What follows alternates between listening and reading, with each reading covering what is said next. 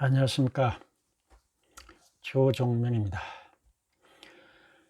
서남의 코믹 한국사 24회를 시작할 겁니다.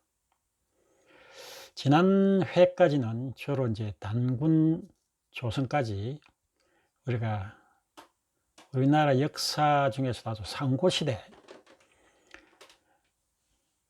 환인이 세웠다가 하는 환국, 그 다음에 관웅천왕으로부터 시작하는 배달국, 단군조선 이렇게 쭉 연결해 왔는데, 오늘부터는 조금 시대를 건너뛰어서 우리나라 고대사의 2대 중요 사서라고 할 수 있는 삼국사기와 삼국유사 중 일연대선사가 편찬했다고 알려져 있는 삼국유사에 대해서 한동안 좀 길게 이야기를 드릴까 합니다.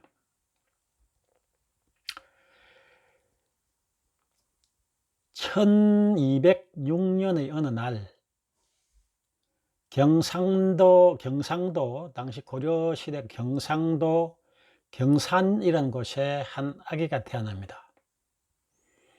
경주 김씨 집안에서 태어난 이 아기 이름은 견명이라고 하는데,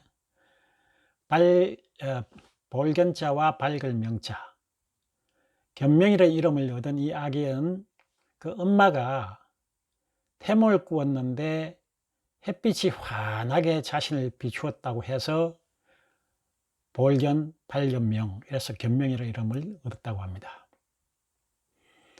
그런데 그 당시에 이 견명이 태어날 당시만 하더라도 고려는 무신집권 시대였고, 곧 뒤이어 몽고의 침입으로 인해서 나라의 정치는 물론이고 경제가 피폐하기 이를 데가 없었던 그 시절이었습니다.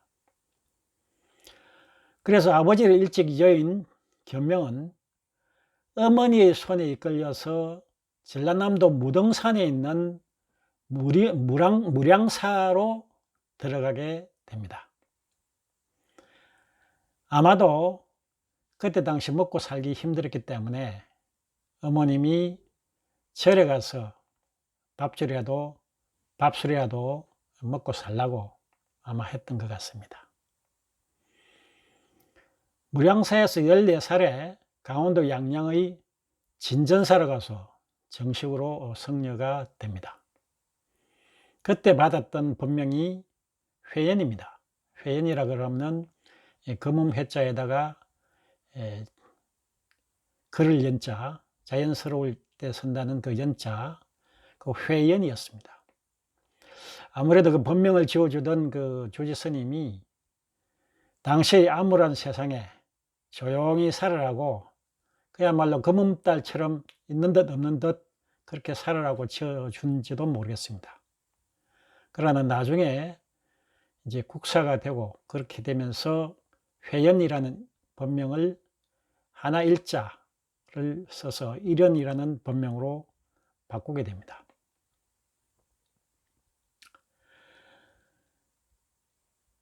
그 회연 스님은 당시 고려당 시대에는 그 성과가 있었습니다. 스님들도 과거에 급제할 수 있는 성과가 있어서 아주 영리했던가 봐요. 22살 되던 1228년에 성과에 합격을 합니다. 하지만 그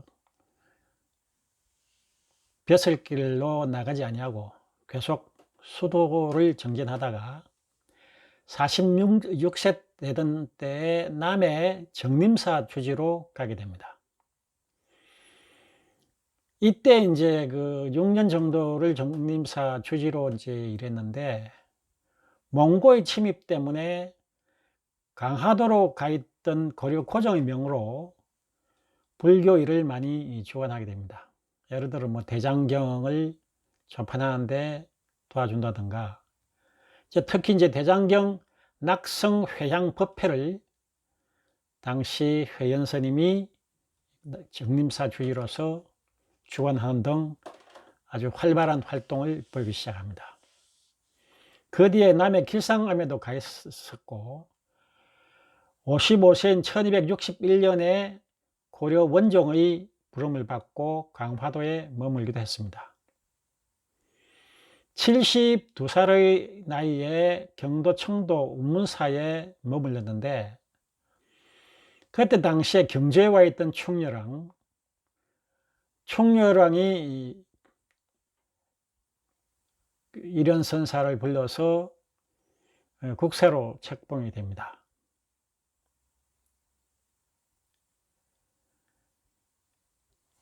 그때 당시에 이제 충렬왕이 경주에 가 있었던 이유가 뭐냐면은, 몽고가 일본을 원정하겠다고 해서 몽고와 고려군이 2차에 걸쳐서 일본을 원정을 합니다.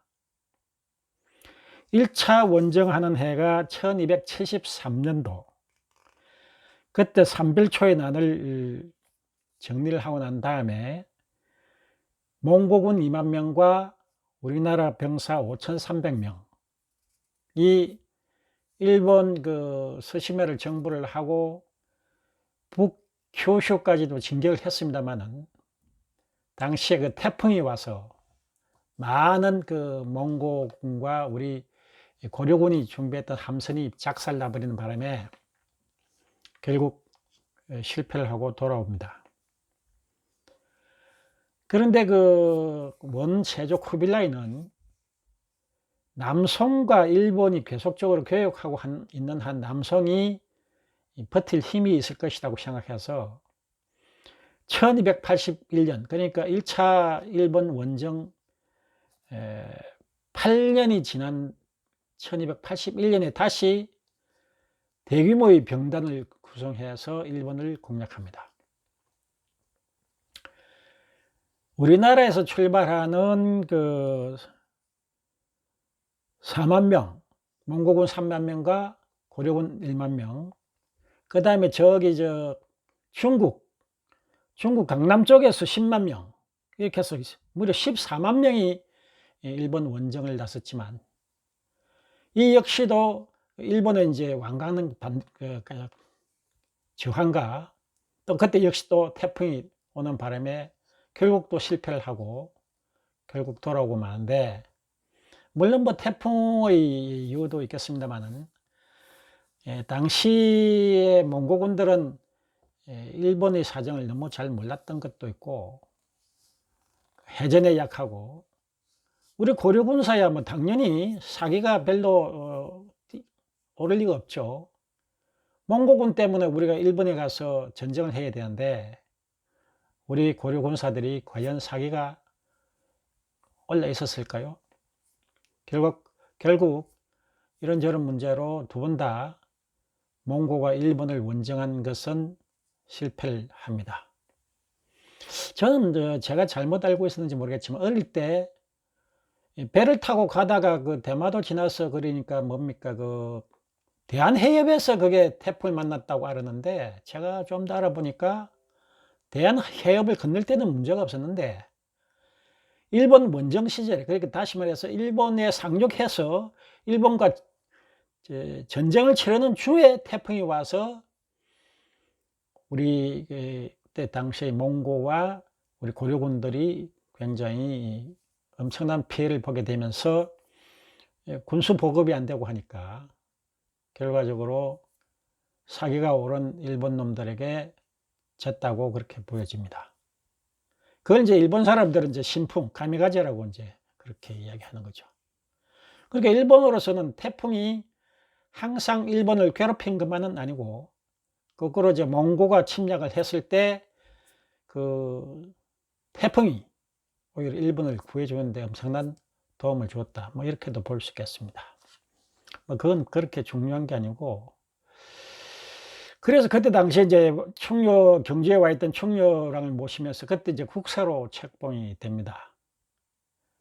국사 되면서만 나라의 일을 여러 가지로 많이 살펴보던 중에 이제 많은 사료를 이런 대선사가 접해 본 걸로 이렇게 보여집니다. 그러다 보니까 당시에 또 몽고의 핍박을 받아서 많은 어려움을 겪다 보니, 요즘식으로 말하면 폐서형, 세상이 왜 이래? 이러한 생각을 아주 많이 했던 것 같습니다. 게다가 그 불교를 숭상하는 대선사의 한 사람으로서 불교를 그렇게 우리가 우대하고 숭상했지만 경주에 있던 황룡사 9층 목탑이 몽골 침입으로 한 방에 그냥 다 불타버리고, 또 팔만대장경을 나라를 위해서 그렇게 만들었지만 결국 몽골 침입에서 이겨내지를 못했다는 겁니다. 이러한 어떤 자기 반성과 우리 민족의 자존심을 생각하다 보니, 당시에 이미 백몇십 년 전에 100년 가까이 되나요? 삼국사계의 김불식이 삼국사계 이미 편찬을 했던 시기입니다. 삼국사계를 접해봤던 이런 대선사 입장에서는 우리 민족의 옛날부터 흘러내려왔던 정통을 좀 되살려 봐야 되겠다. 민족 자존을 지켜야 되겠다. 거기다가 본인 자신은 또 스스로 승리이기 때문에 온갖 그 불법을 일으키는 그런 기록들을 해야 되겠다 라는 생각으로 삼국유사라고 편찬을 합니다. 삼국유사를 편찬할 수 있었던 것도 본인이 이제 국사라면은 그 개경에 가서 이제 왕을 보좌를 해야 하는데 1286년 당시 그 79살일 때 그때 96세의 노모가 살아 계셨다는 거예요. 견명이라고 태몽을 꾸어줬던 그 어머님이 옛날 그 무동산의 무량사로 손을 잡고 절로 보냈던 그 어머님이 96세로 살아 계셔서, 그래서 그 경북 군위의 인각사로 내려가서 어머님을 봉양을 했습니다. 그 당시에 인각사에 살면서 머무르면서 약 한 5년 동안의 기간에 이 삼국유사를 집중적으로 편찬했던 것 같습니다. 그러나 그 어머님은 안타깝게도 인각사에 내려갔던 그 해에 돌아가신 걸로 기록이 되어 있습니다. 지금 인각사에 가보면은 그 보각국사비라고 이런 스님의 그 생애를 적어둔 깨진 비석이 있습니다.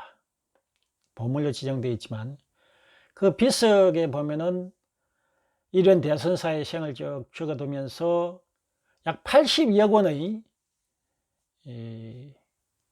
불법에 관한 책을 저술했다고 그렇게 책명이 나와 있습니다만은 그 책들은 제대로 전해지지가 않고 있고요.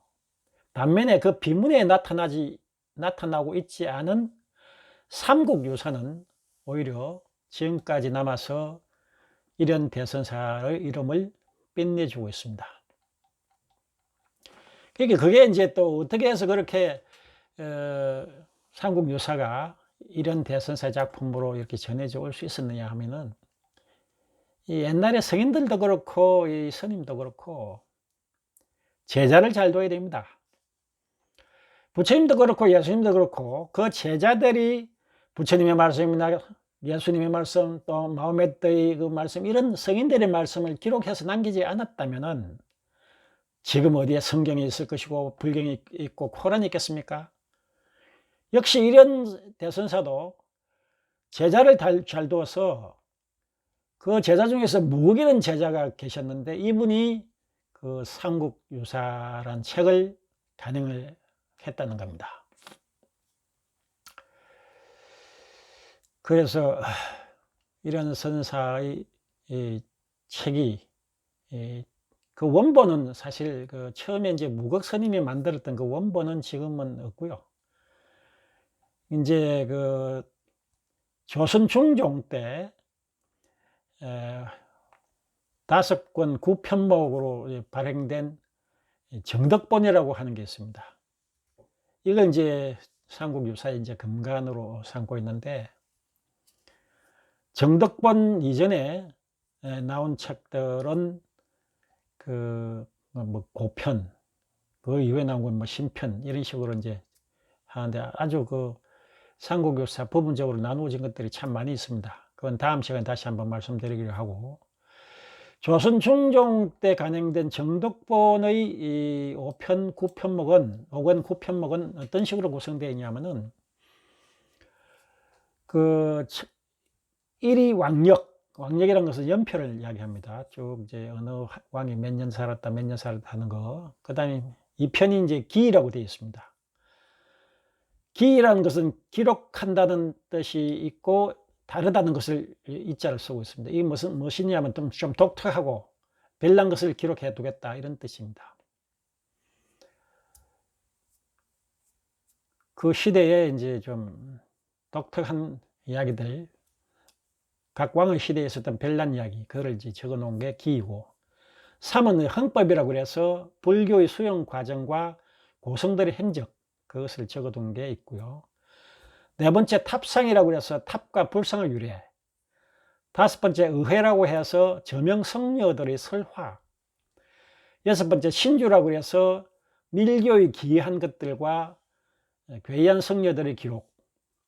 7번째 감통이라고 해서 신앙의 영흠. 8번째 피언이라고 해서 숨어 사는, 은거해 사는 성녀들의 이야기. 9는 효선이라고 해서 선행과 효도, 이러한 이야기들을 5권으로 전부 실어놨습니다. 이 삼국유사의 이 책 내용을 보면은 그야말로 코믹 한국사의 취지, 좀 재미난 이야기거리는 삼국유사만큼 풍부한 것이 없습니다. 앞으로 이 삼국유사의 재미난 것들을 여러분들에게 저희 상상력과 결부를 시켜서 한번 재미나게 엮어보려고 하는데 잘 될런가 모르겠습니다.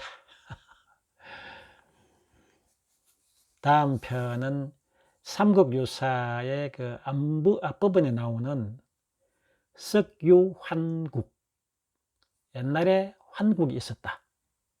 또 어떤 책에는 석유환인, 옛날에 환인이 있었다 하는 그 부분을 가지고 조금 얘기를 해보겠습니다. 왜냐하면 이 삼국유사를 일본 사람들이 왜곡해서 글자를 바꿔치겠다는 거거든요. 변조했다는 겁니다. 과연 그럴까 아닐까?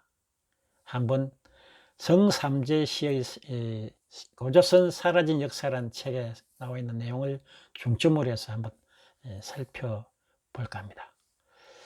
이제 좀 딱딱한 이야기보다는 앞으로 삼국유사에 나오는 이야기들은 좀 부드럽고 재미난 이야기로 구성해 볼까 합니다. 계속 이용해 주시고, 날씨가 굉장히 추워졌습니다. 추워야 또 겨울입니다. 겨울 다 와야 또 내년 봄이 더 기다려지지 않겠습니까? 좋은 주말 되시기 바랍니다. 감사합니다.